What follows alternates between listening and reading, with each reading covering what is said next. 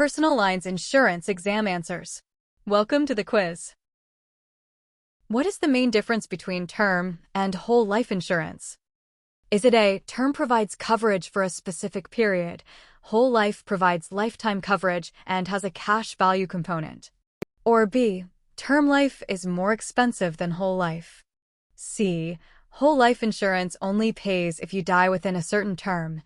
Or D, term life always has a savings account? The answer is A. Term life provides coverage for a set period, 10, 20, 30 years, and pays only if death occurs during term.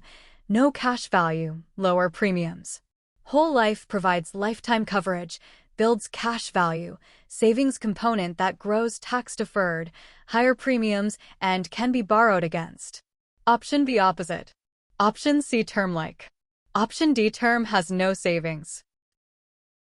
Next question. What does the free look provision in a life or health insurance policy allow? Is it A, the insured can cancel the policy for a full refund within a specified period, e.g., 10 to 30 days? Or B, the insurer can cancel the policy for any reason? C, the agent can look at the applicant's medical records for free? Or D, the policy can be renewed without underwriting? The answer is A. The free look period, 10 to 30 days, varies by state/policy, allows the policyholder to review the policy and cancel for a full premium refund if not satisfied, with no questions asked. It protects against high-pressure sales. Option B insurer cancel. Option C medical records. Option D guaranteed issue. Next question. What is the primary purpose of a coinsurance clause in a property insurance policy? Is it A, to share the cost of a claim between two insurers?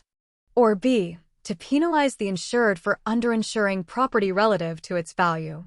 C, to provide a discount for a claims-free history? Or D, to split the deductible between personal and commercial lines? The answer is B.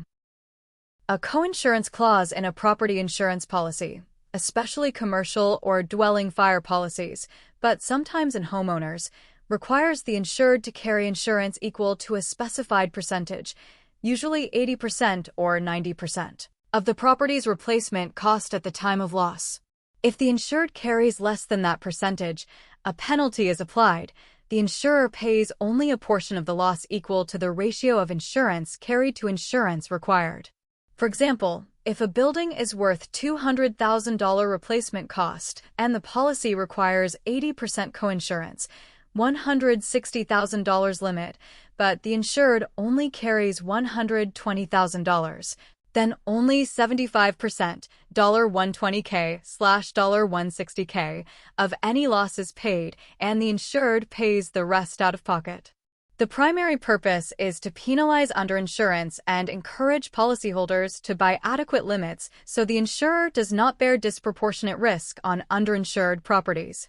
Without it, people could buy low limits and still get full payment on partial losses, which would distort pricing and risk pooling. Option A is wrong because sharing costs between insurers is called other insurance, or contribution, not coinsurance. Option C is incorrect because claims-free discounts are separate premium credits, not related to coinsurance. Option D is wrong because deductibles are not split that way. Coinsurance deals with limits, not deductibles. Next question. In a personal auto policy, PP, what is the purpose of transportation expenses coverage, often part of collision or comprehensive? Is it A, to pay for public transportation costs for commuting? Or B, to pay for a rental car while your covered auto is being repaired due to a covered loss? C, to pay for gas and maintenance? Or D, to cover the cost of shipping your vehicle?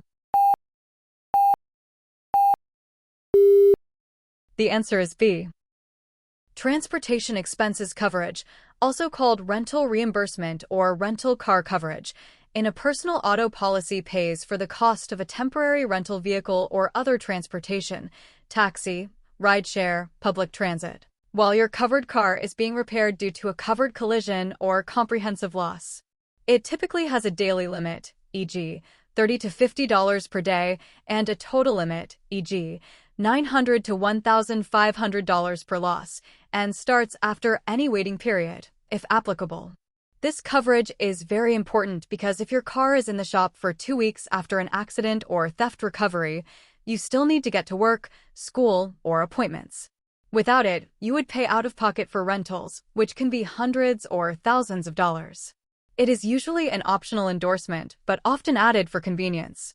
Option A is wrong because commuting costs are not covered. This is specifically for repair-related temporary transportation.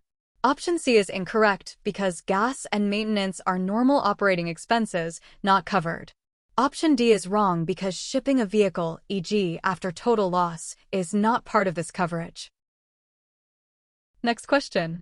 What does all perils or open perils mean in a homeowner's policy? Is it A, all possible causes of loss are covered without exception? Or B, it covers all perils except those specifically excluded in the policy? C, it is another name for a named perils policy?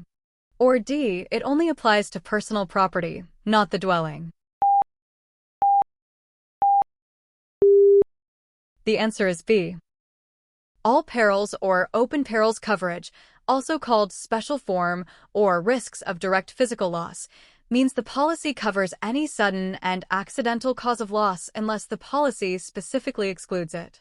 In a standard HO3 homeowners policy, this applies to the dwelling, coverage A, and other structures, coverage B. The policy lists many exclusions, e.g., flood, earthquake, wear and tear, mold from neglect, intentional damage, but if a loss is not excluded, it is covered. This is much broader than named perils coverage, which only covers listed causes like fire, windstorm, theft. Open perils protects against unexpected events, burst pipe, falling tree limb, mysterious disappearance, that might not be listed in a named perils form. It is the reason HO3 is the most popular homeowners form. It gives strong protection for the home structure. Option A is wrong because no policy covers everything without any exceptions. Exclusions always exist.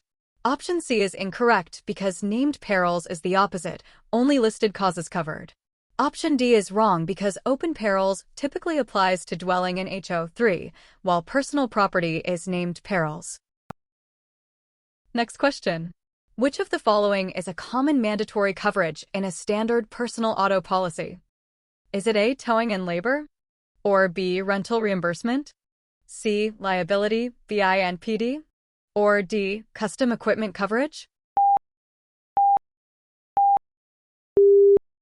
The answer is C.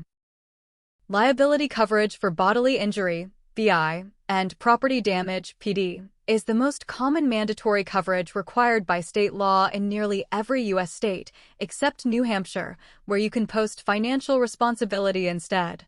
It pays for injuries or damage you cause to others in an at-fault accident. Minimum limits are set by state, e.g., 25/50/25 in many states, and driving without liability insurance is illegal in most places, with penalties like fines, license suspension, or jail time.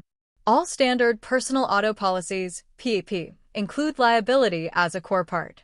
Option A, towing/labor, and B, rental reimbursement, are optional endorsements. Option D, custom equipment, is also optional for aftermarket parts. That's it for today. Don't forget to like and subscribe. Tell us how many you scored out of 6 in the comments, and let me know what topic I should post next. Bye.